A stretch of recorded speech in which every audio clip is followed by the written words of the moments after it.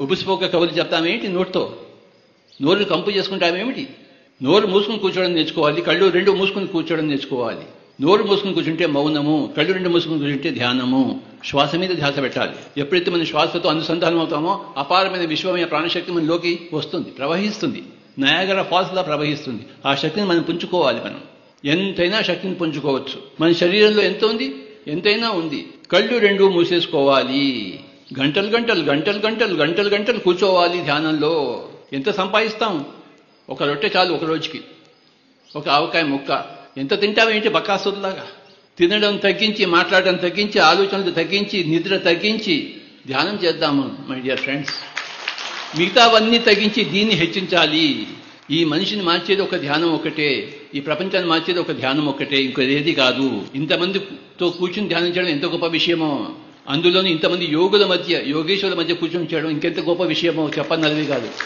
అందులోనూ ఇంత చక్కటి సంగీతంతో. సంగీతం ఉన్నది ధ్యానం కోసమే. సంగీతం కోసం లేదు, సంగీతం ఉన్నది ధ్యానం కోసమే. ఈ శరీరం కోసం లేదు, శరీరం ఉన్నది ధ్యానం కోసమే. మన భూమి మీద పుట్టింది ధ్యానం కోసమే. మిగతావన్నీ పక్కన పెట్టి ఒక ధ్యానంలోనే మనం మునగాలి. ఎవరికైనా ఏదైనా సమస్య వస్తే, ప్రాబ్లం వస్తే కూర్చోవాలి ధ్యానంలో. ఎవరికైనా ఒక ప్రశ్న వస్తే కూర్చోవాలి ధ్యానంలో. ఇంకోడెవడు నీకు సమాధానం ఇచ్చే మొగుడు ఎవడు లేడు. నీకు నువ్వే మొగుడివి, నాకు నేనే మొగుడిని. ఎవరిని వారే ఉద్ధరించుకోవాలి. ఉద్ధరేద్ ఆత్మనాత్మానం ఆత్మానం అవసాదే ఆత్మవి ఆత్మనో బంధు ఆత్మవి రిపురాత్మన. ఎవరిని వాడే ఉద్ధరించుకోవాలి. ఎవరిని వాడే కిందకి దిగజార్చకుండా సంరక్షించుకోవాలి. ఎవరికి వాడే శత్రువు, ఎవరికి వాడే బంధువు. ధ్యానం చేస్తే మనకి మనమే బంధువులం, ధ్యానం చేయబోతే మనకి మనమే శత్రువులము.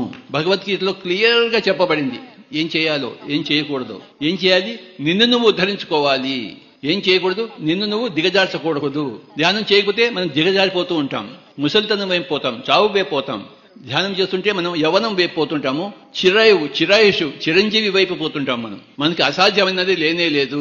ఒకానొక కోతి ధ్యానం చేసి హనుమంతుడయింది. అన్ని కోతులే, కానీ ఒక కోతి మటుకు ధ్యానం చేసింది. ధ్యానం చేసి ఎక్కడెక్కడ పోయిందో గాల్లో ఎగరడం మొదలుపెట్టింది కోతి. మరి మనకేం పోయే కాలం? మనం ఎందుకు ధ్యానం చెయ్యం? పిరమిడ్ స్పిరిచువల్ సొసైటీ మూమెంట్ ధ్యానానికి అంకితము. రామాయణంలో హనుమంతుడు రాకముందు కిష్కింధాకాండ, హనుమంతుడు వచ్చిన తర్వాత సుందరాకాండ. మన జీవితంలో కూడాను ధ్యానం రాకముందు మనమంతా కిష్కింధాకాండ అంటే కోతి కాండ, ధ్యానం వచ్చిన తర్వాత హనుమంతుడి కాండ అంటే Sundarakanda. Thank you very much.